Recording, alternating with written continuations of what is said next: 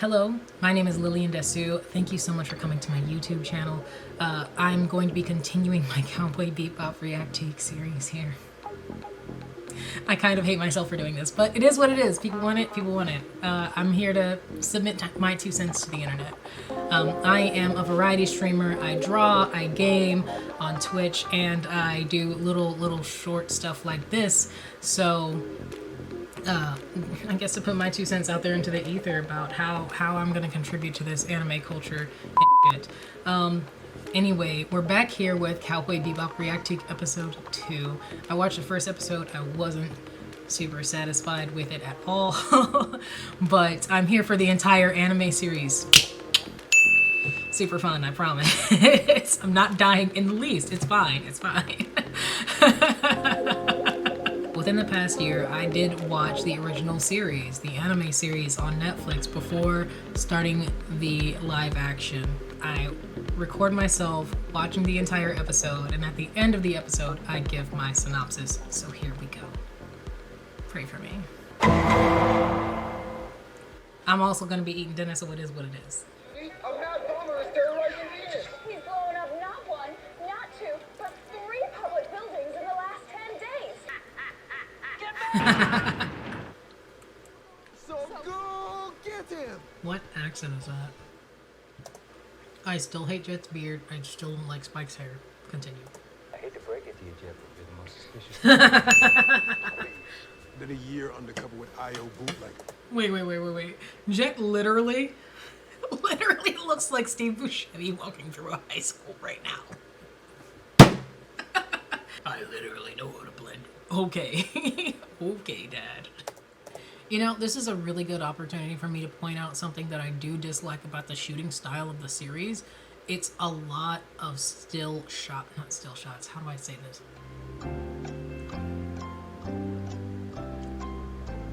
Their shots don't connect well, movement-wise, and part of the reason is because you see somebody walk all the way into and out of frame.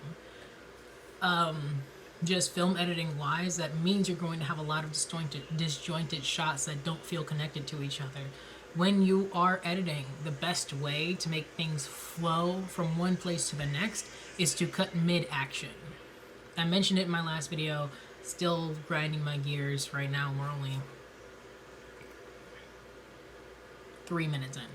It bothers me so much that I can see this man's contacts. Like, there's plenty of actors and actresses out there that don't have contacts, or they wear contacts on set for obvious reasons because they need to see. But that doesn't mean you can literally see them after everything's done. A lot of times they'll either get fairly invisible contacts or they'll edit them out in post-production, and it's not that hard. Especially on the close-ups. Like, that's where it matters the most, in my opinion. Also, the contact thing is just it's a small detail, right? And if I enjoyed the series, it wouldn't bother me. It would just be like an afterthought, it'd be a footnote, but because I haven't enjoyed myself thus far, it's bothering me. Okay, so it's really bothering me. That knife looks super fake. Super fake. Not even chrome. Just, they sprayed it with metallic paint. Super fake.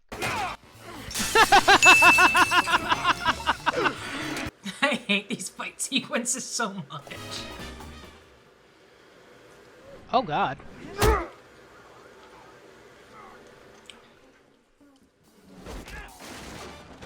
Alright, so this is bothering me. It's bothering me because when Spike beats the brakes off of somebody, he doesn't wait for dramatic effect. He just beats the brakes off of somebody. Breaks them off like a Kit Kat, you feel me? This is annoying because it's theatrical. They warp stabilized the fall. His face is lifting off of his skin. Alright, so it's so weird they would begin the intro, like begin the ramp for the intro while this scene is happening, and then not just lead straight into that part of the intro.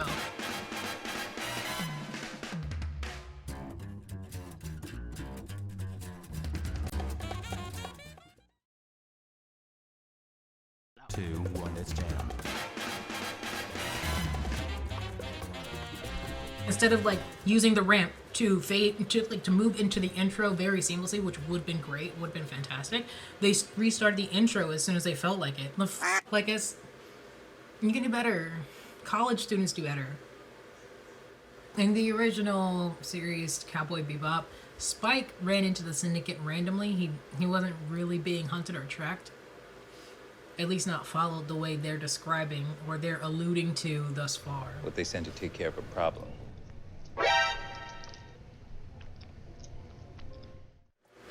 When I look at you like that, just know that they have significantly deviated from the original plot. The end. They do this man such a disservice by not letting him just be fucking smoking hot sexy. They wouldn't understand. And you ain't gonna give him a chance. Yo, this made me mad. What? I don't remember whether or not Jet had any idea how close to the Syndicate or how much into the Syndicate Spike was, but it bothers me so much that Spike doesn't have these conversations with Jet because Jet's a former cop. And he wasn't like, he wasn't pristine. The reason why Jet's a former cop is because he was a dirty cop and his partner double-crossed him. But if anyone's going to understand what the Spike has been through and be able to come up with a fucking solution, it's Jet. Oh my god. You wouldn't understand. Jet Black? They wrote this all wrong. I'm done. I'm angry. I'm angry. I'm angry. That made me mad. That legit made me mad. No. I have to press play again.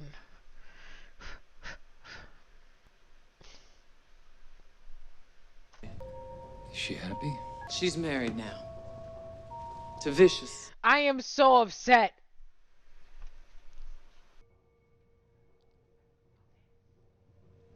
Okay, fine. I have to go. If I hear anything, I'll reach out the usual way. Fearless is dead. I go by Spike Spiegel these days. It's Stark Tower. I'm gonna laugh. I'm trying not to laugh. I'm trying not to laugh. I'm trying not to laugh. Okay. Alright, so it's bothering me.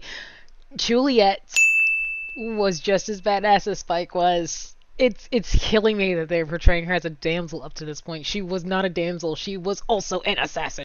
She was her own brand of I will fuck your shit up if you want to find out.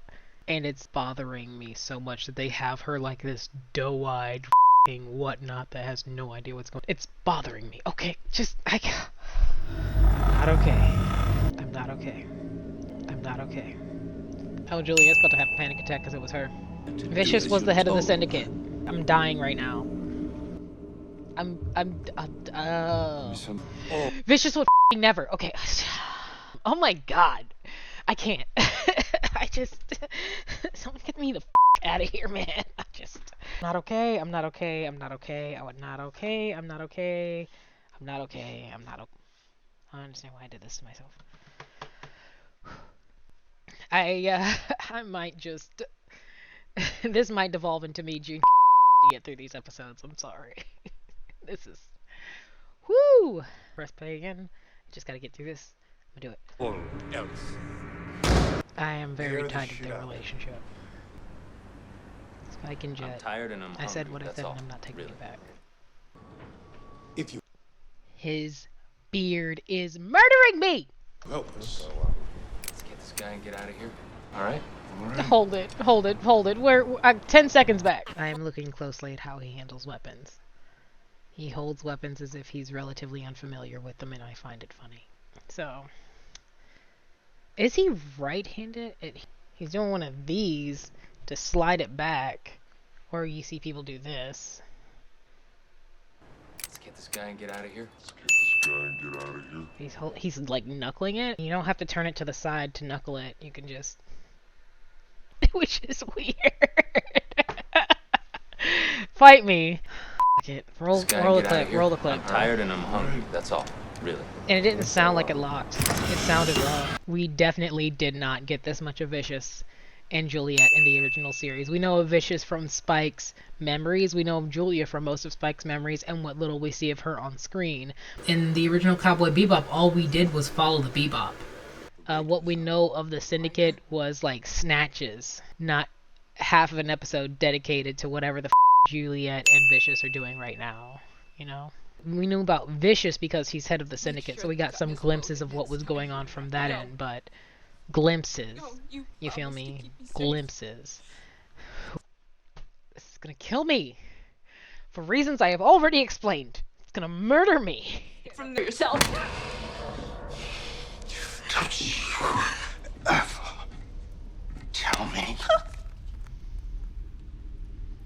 I'm not. This is a swig. It's earned it.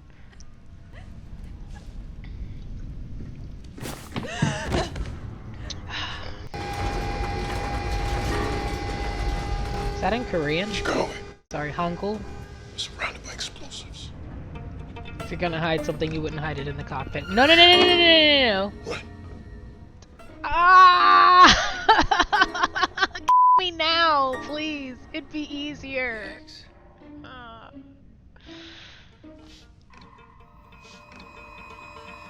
Don't you fucking dare. Still warm. He was just here. And we're moving.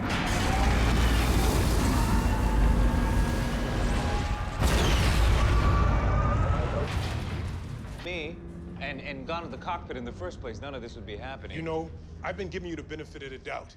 So I figured you had a shit day. But I'm 100% sure that you being an asshole has nothing to do with noodles. Don't disappear on partners. I'm there when it counts. Until you're not. Until you're not.